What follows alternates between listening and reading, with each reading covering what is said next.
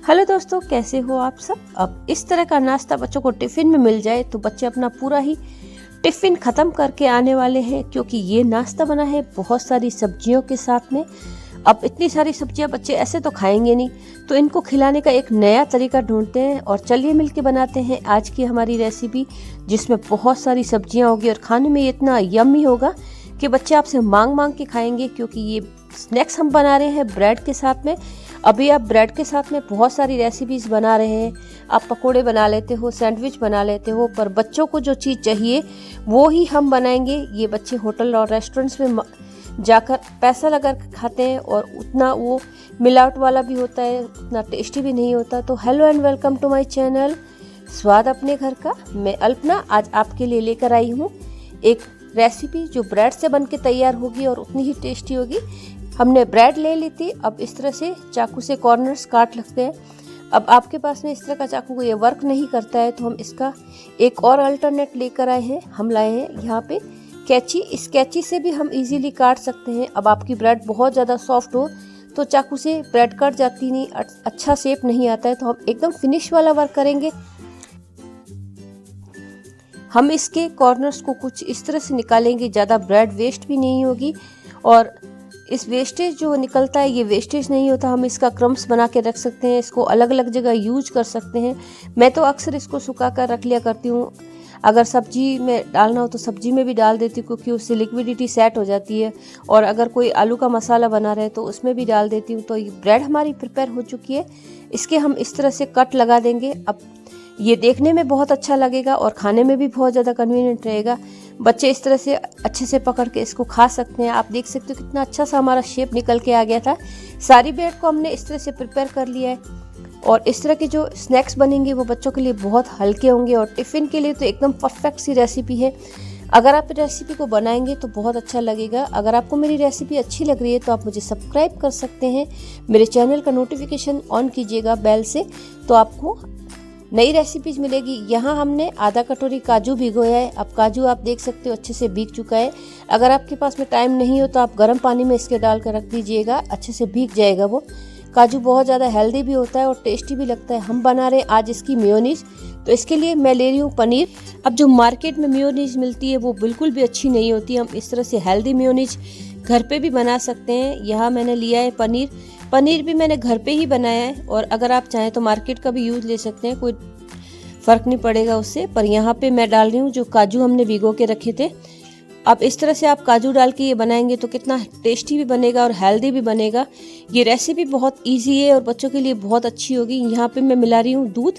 ये लगभग आधा कटोरी दूध मिलाया है मैंने। आप इसकी लिक्विडिटी सेट करने के लिए दूध डालिएगा। ये ध्यान रखिए, आप जितना पनीर ले रहे हैं उसका उतना ही हमें दूध लेना है, तो यहाँ पे आपका सेट हो जाएगा। इसको टेस्टी बनाने के लिए मैं डाल रही हूँ आधा चम्मच काली मिर्च। अगर आपके बच्चे लाल मिर्च नहीं खाते तो आप उनको काली मिर्च खिला सकते हैं, इसको उनको पता भी नहीं चलेगा और इसका टेस्ट भी डबल हो जाएगा। अब काली मिर्च डाली है तो इसका टेस्ट बहुत अच्छा सा होना ही है। और इसके साथ में हम मिला रहे हैं आधा चम्मच नमक। आप टेस्ट के अकॉर्डिंग नमक रखिएगा, ये ध्यान रखिए नमक की मात्रा आप अपने हिसाब से सेट कर सकते हैं। इसके साथ ही में मैं आधा चम्मच नींबू का रस भी डालूंगी। अब नींबू का रस डालने से इसका जो टेस्ट है हल्का सा एकदम मेयोनीज जैसा ही लगने लगेगा। आपने जैसे मार्केट से मेयोनीज डाली हो। यहाँ पे मैं आधा चम्मच शक्कर भी डाल देती हूँ। अब चीनी डालने से इसमें हल्की सी मिठास आ जाएगी, तो ये परफेक्ट सा ब्लेंड होके हमारी बन जाएगी मेयोनीज। इस मेयोनीज को आप फ्रीज में रख सकते हैं, आराम से कंज्यूम कर सकते हैं। जब भी आप बनाए ये नाश्ता तो आप इसे ले सकते हैं।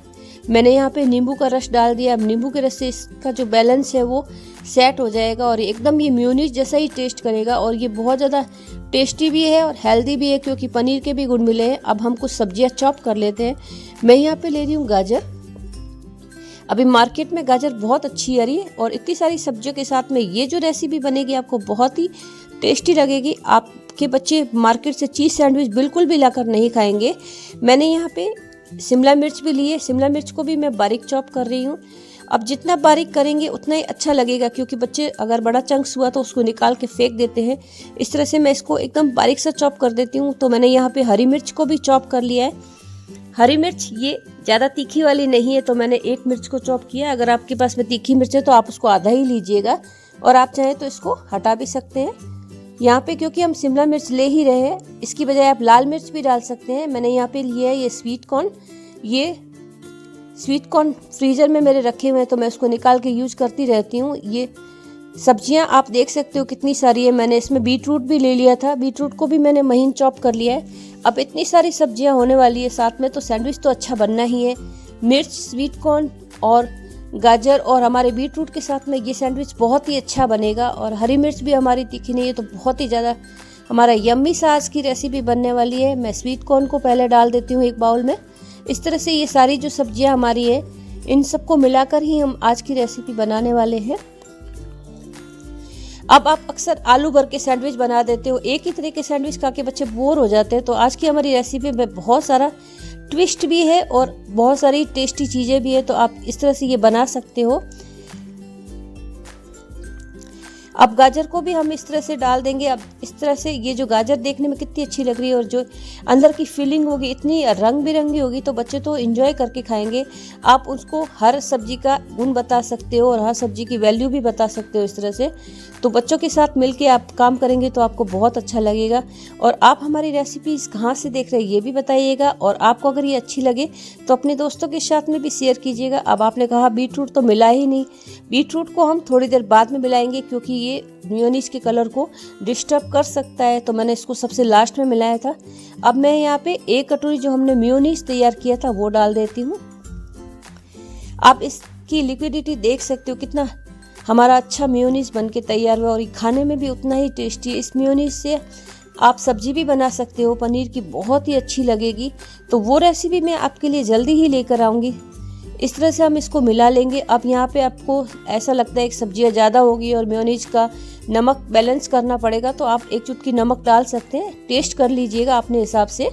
ये हमारा बन के तैयार हो गया है, आप देख सकते हो।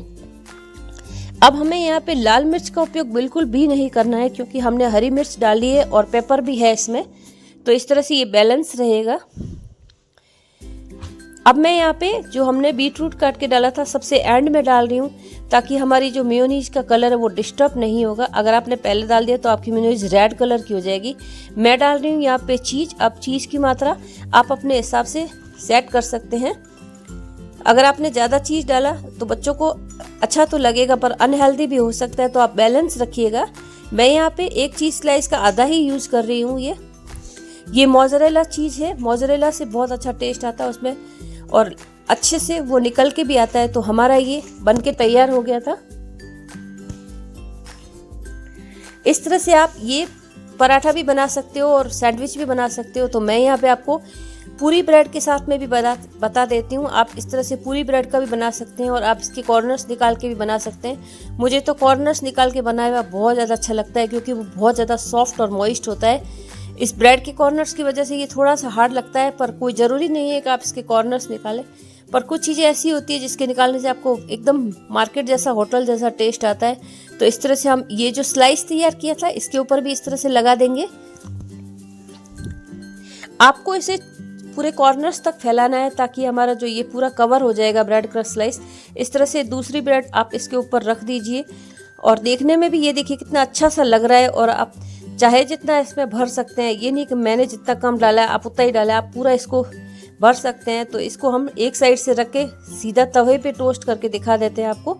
इससे हमारा एक साइड टोस्ट भी हो जाएगा और हम इसके ऊपर रख के भी अब इजीली बना पाएंगे। अब मॉर्निंग की भागदौड़ होती है तो इस तरह से आप रात को प्रिपरेशन करके रख सकते हैं और मॉर्निंग में आप इसे जल्दी जल्दी बना सकते हैं। सिर्फ आपको उस समय प्रिपेयर करना है टोस्ट बना के और कुछ नहीं। तो ये सैंडविच अगर आपने बच्चों को बना के दिया ब्रेड का तो बच्चे अपना पूरा लंच फिनिश करके आएंगे, आप देखिएगा।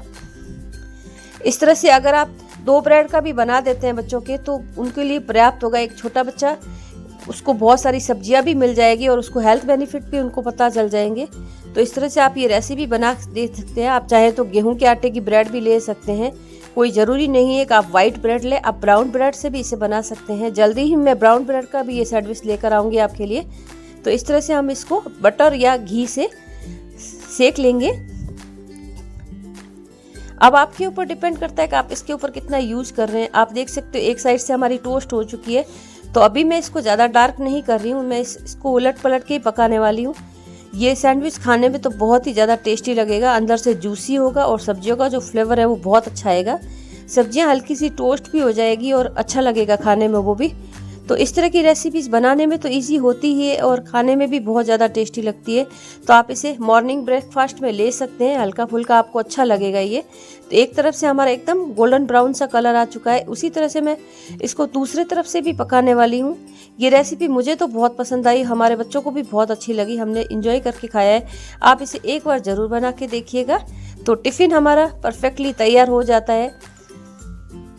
आप सिर्फ आलू का सैंडविच छोड़ दीजिए और इस तरह से नई नई चीज़ें ट्राई कीजिए ताकि आपके बच्चे भी पूरा टिफ़िन खा के आएँ। अब ये समस्या ख़त्म हो जाएगी कि हमारा बच्चा कुछ खाता नहीं है। इस तरह से आप इसे ज़रूर बनाइएगा और ये रेसिपी आपको कैसी लगी ये भी बताइएगा। अब हमारी प्लेट तो तैयार हो चुकी है। मैं इसके ऊपर भी जो मैंने सैंडविच की मेयोनीज बचा के रखी थी वो डाल देती हूँ, इससे जूसी सैंडविच होगा। पर ये इंस्टेंटली खाने के लिए ज़्यादा ठीक रहेगा। टिफ़िन में आप ये ऊपर से डाल के मत दीजिएगा, नहीं तो आपका सॉगी हो जाएगा। तो इस तरह की रेसिपीज़ खाने में बहुत अच्छी लगती है। आप मेरे साथ बने रहे। Thank you so much. फिर मैं इस तरह की एक टेस्टी सी रेसिपी लेकर आऊँगी। अब मैं आपको तोड़ के दिखा देती हूँ कितनी सारी सब्जियाँ हमने इसके अंदर भर रखी है और इसमें जो चीज़ डाला था वो चीज़ भी इस तरह से मेल्ट होके आपके लच्छे बना रहा है, तो बहुत ही अच्छा लगेगा खाने में। और इस तरह से आप बनाएंगे तो आपके बच्चे बिल्कुल भी ना नुक्कड़ नहीं करेंगे और होटल का रेस्टोरेंट का खाना बिल्कुल भी खाना पसंद नहीं करेंगे। तो थैंक्स फॉर वॉचिंग। फिर मिलूंगी आपसे एक नई रेसिपी के साथ में, तब तक बने रहिएगा। हाइप करना मत भूलिएगा। Thank you.